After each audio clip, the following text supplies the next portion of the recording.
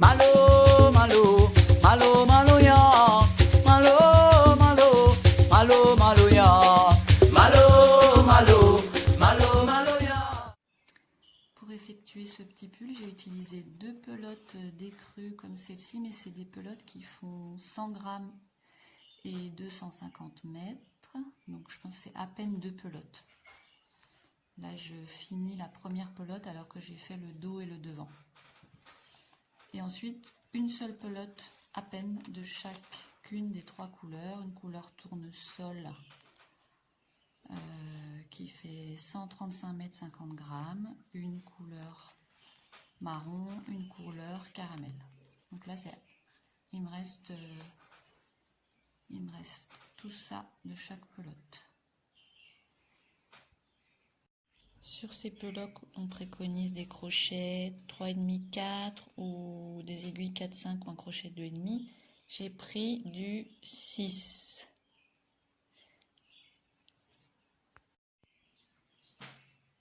Donc je vais vous montrer comment effectuer un carré qui constitue donc le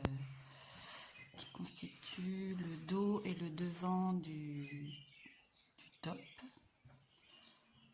Donc je vous montre tout de suite. Non, déjà moi j'en ai mis 9.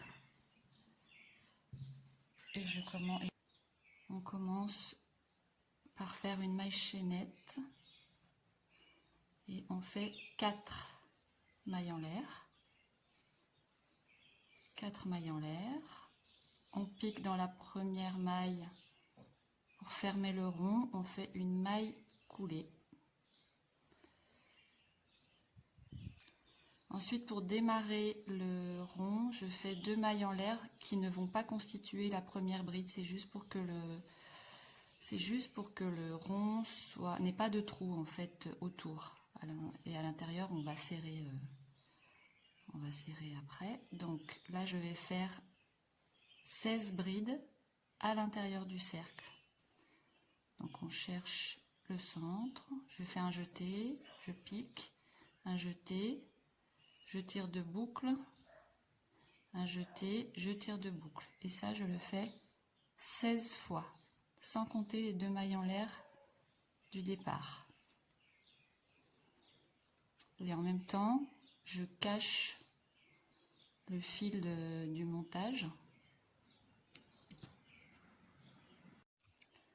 Alors, avant de fermer, on vérifie si on a 16 brides. Donc moi, je compte bien les brides et pas les mailles en haut parce que il m'est arrivé de me tromper plusieurs fois.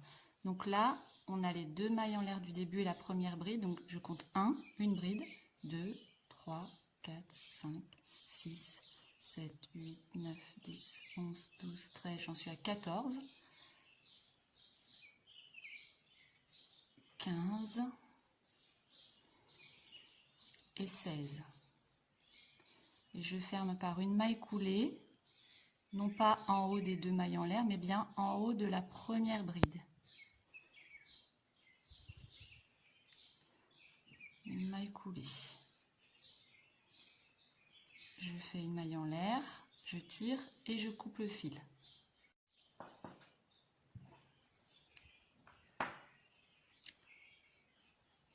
Je tire, je prends ma deuxième couleur, donc moi c'est une sorte de caramel, couleur caramel. Je fais une première maille, un premier nœud, donc je pique entre 2 brides en faisant attention de ne pas piquer entre les 2 mailles en l'air et la première bride. Donc entre 2 brides, ici, je prends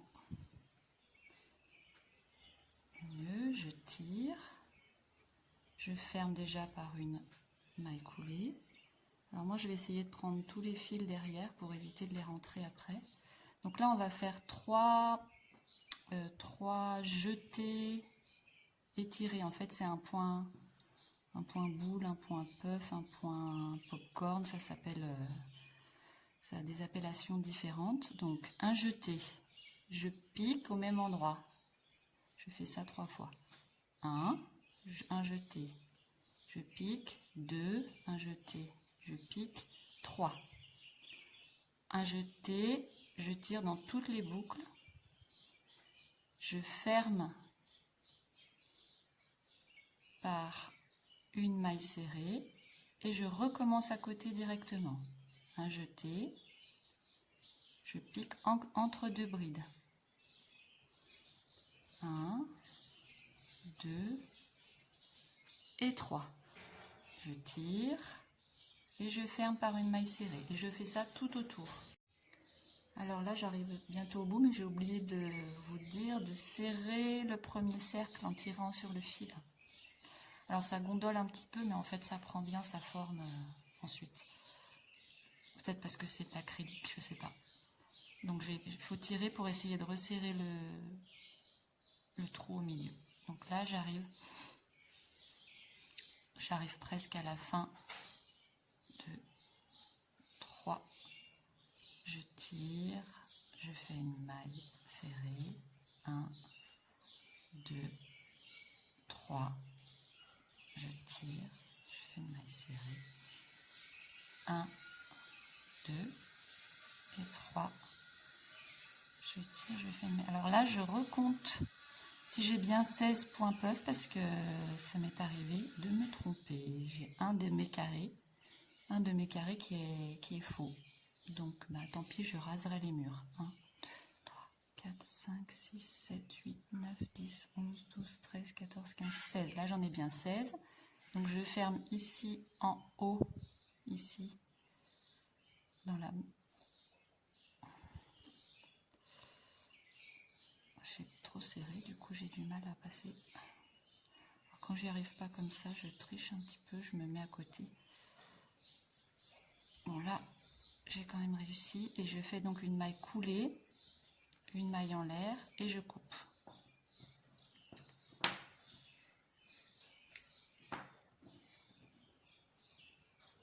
Voilà, je referme. Et là, alors ce fil, il va passer de l'autre côté parce que l'endroit de mon travail, il est devant moi, là, derrière. Vous voyez, c'est quand même différent. L'endroit, il est là. Donc le fil marron, je le fais passer derrière. Je le rentrerai à la fin. Et là, je vais prendre ma troisième couleur, le jaune tournesol. Je refais un petit nœud. Et je vais piquer entre deux, en prenant le fil là, entre deux points puff. Je vais attraper ma boucle.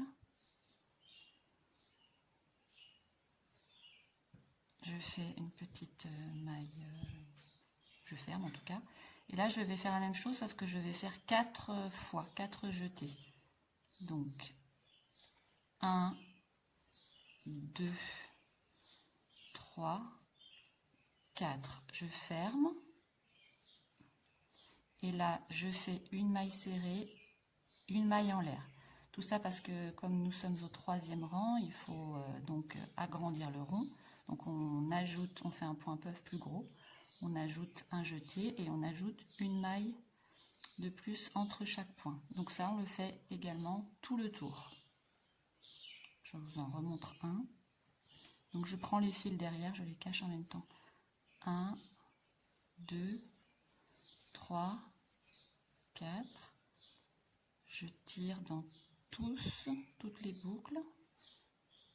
Un jeté, je tire. Un jeté, je tire.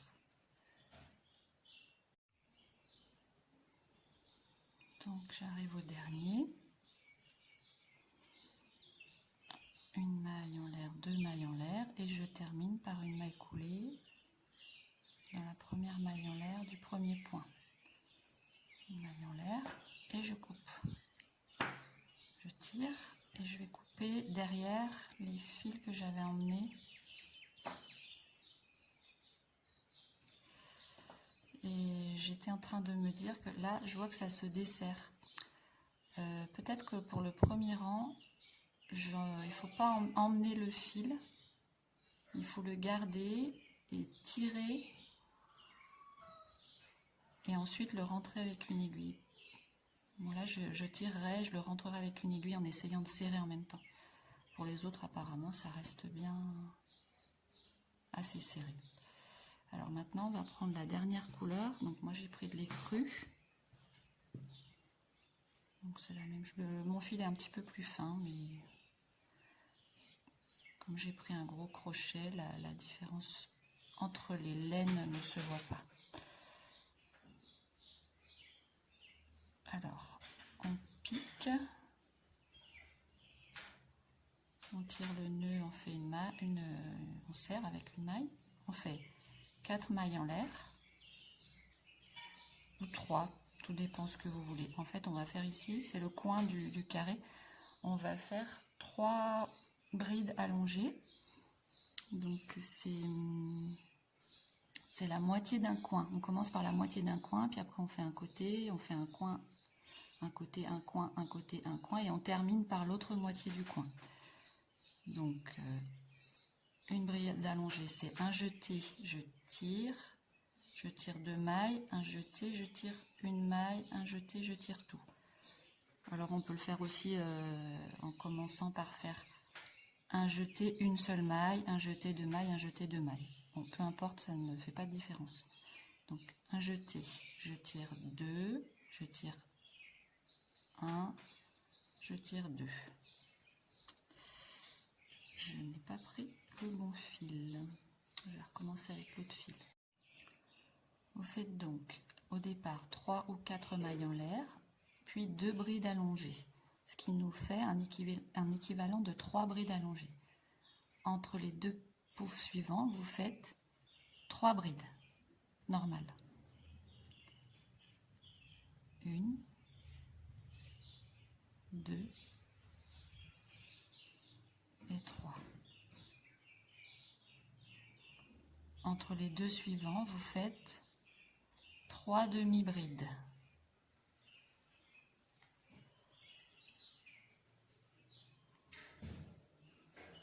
Et puis symétriquement, entre les suivants, vous faites 3 brides.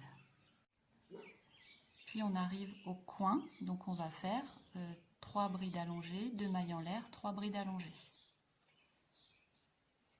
Dans le même espace. 2, 3, 2 mailles en l'air, et dans le même espace encore 3 brides allongées.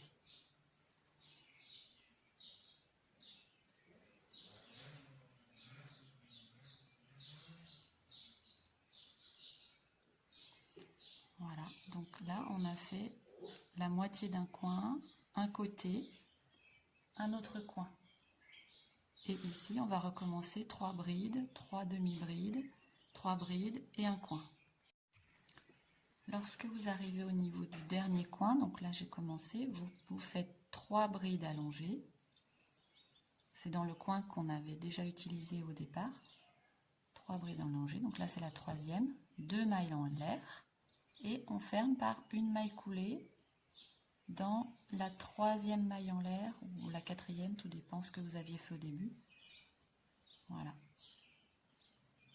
Et on coupe le fil. Voilà, le carré est terminé, et un carré mesure, alors, on va bien tirer les coins, 11 cm. 11 cm. Ensuite, il s'agit de coudre les carrés les uns avec les autres. Donc, ce que je fais, c'est que je les couds 3 par 3, comme ceci, puis après je fais dans l'autre sens.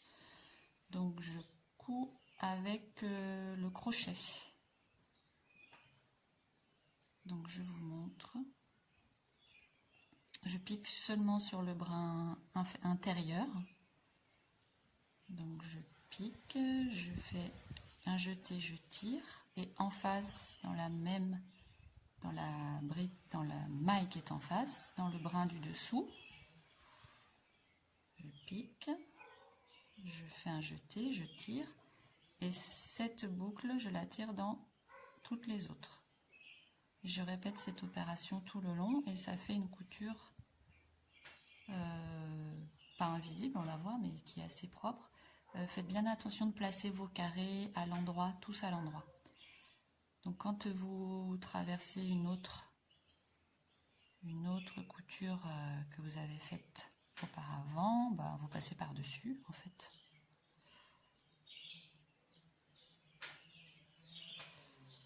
Donc là, je tire. Alors vous vérifiez bien à chaque fois que vous êtes en face.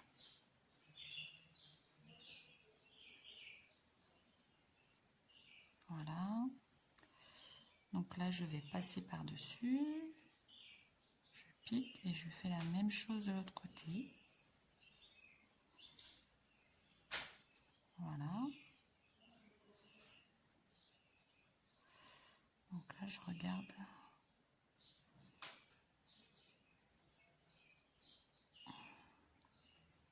Je pique. Et je pique, un jeté et je tire dans toutes les boucles. Donc je vous montre ce que ça donne quand on passe par-dessus. Voilà, ça fait assez propre. Alors, ici j'avais fait une erreur, voilà, c'est plutôt comme ceci. Là j'ai une belle erreur, ça fait un trou. Voilà. Et on continue comme ceci. Ici je vous montre juste rapidement, je rentre les fils. Donc le fil là que j'ai resserré du premier rang, je le passe dans plusieurs boucles. Je repasse par-dessus en prenant que quelques boucles et puis je fais ça 2-3 fois en fait. Bon ben là je peux plus parce que mon aiguille est trop grande. Voilà, ensuite je coupe ce qui dépasse. Donc là on est bien au verso du carré. Là ça se voit.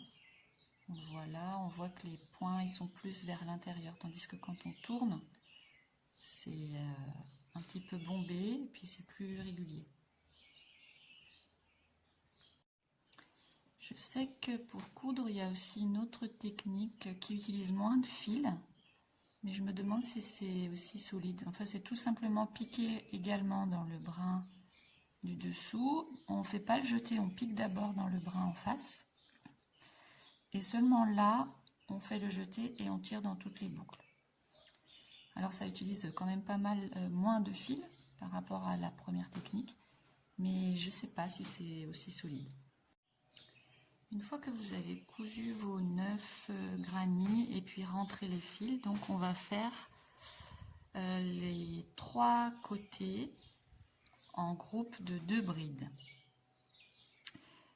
J'ai fait, pour ma part, j'ai fait 4 rangées de groupes de 2 brides et j'obtiens comme ceci une largeur de 45 cm. Moi c'est pour je porte du 38. Alors là c'est 44, mais si on essaie de bien placer les carrés, parce qu'après je le bloquerai correctement, je l'humidifie et je le laisse sécher. Voilà, là on est plus à 45. Alors je ne fais que 3 côtés parce que en bas je le ferai quand j'aurai cousu les côtés ici jusqu'aux emmanchures, et je le ferai en rond et surtout je l'adapterai, je vais le porter pour voir jusqu'où je le rallonge en fait. Donc pour faire les côtés en bride, donc comme c'est un carré, on n'a pas besoin de faire attention à l'endroit où on commence. Donc je commence dans n'importe quel coin. Je tire une boucle et je commence par 3 mailles en l'air. Alors là, je serre d'abord. Donc je fais 3 mailles en l'air. 1, 2, 3. Je ne sais plus si j'ai fait une pour espacer. Donc je fais une de plus pour espacer. Et je vais piquer dans les groupes de 3 qui sont sur les granits, je pique dans celle du milieu. Donc ici je fais 2 brides. 2 brides. 1, 2, 2, une maille en l'air et je pique dans la bride du milieu. En fait, c'est logique parce que j'ai 2 brides, ça fait 1, 2, une maille en l'air, ça fait 3, donc je rate 1, 2, je pique dans la 3e. Si je me trompe pas, je pense que c'est logique. Donc je fais tous ces groupes de 2 brides, tout le long, mais pas tout le tour, seulement sur 3 côtés.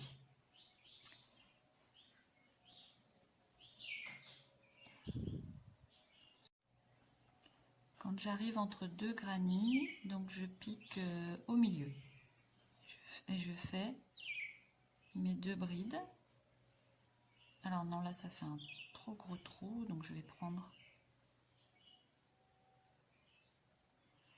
Vous avez vu, là ça fait un. Quand on tire, ça, je trouve que ça fait un trop gros trou. Donc soit je prends plus de mailles ou alors je prends juste à côté. J'essaye.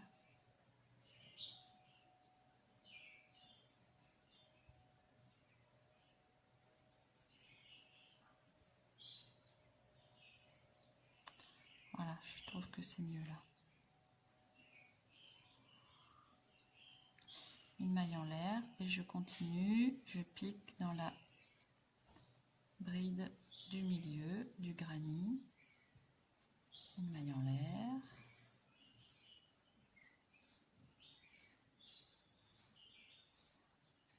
un, 3,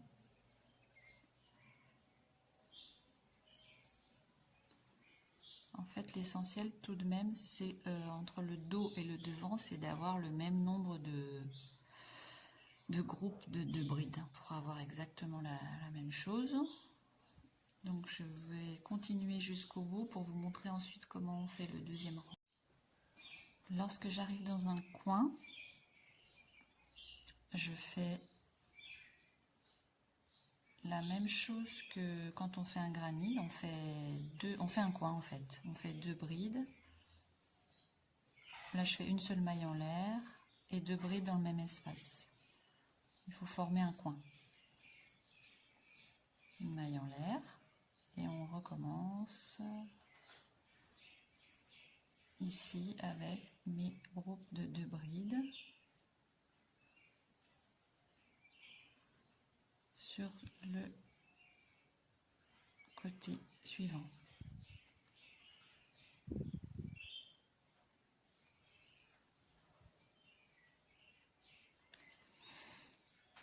En fait, ça rend comme ceci.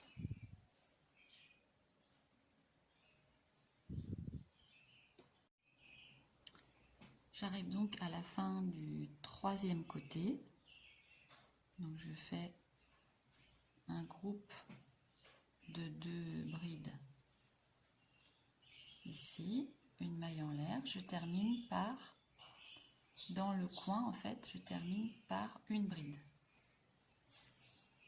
Puis je fais 3 mailles en l'air, je tourne le travail, enfin 4 mailles en l'air même, non 3 mailles en l'air, et ici je commence par un groupe de 2 brides. Donc là c'est ma première bride et dans le même espace je fais la deuxième bride, une maille en l'air, et ensuite à chaque fois mes groupes de 2 brides je vais les faire dans les espaces.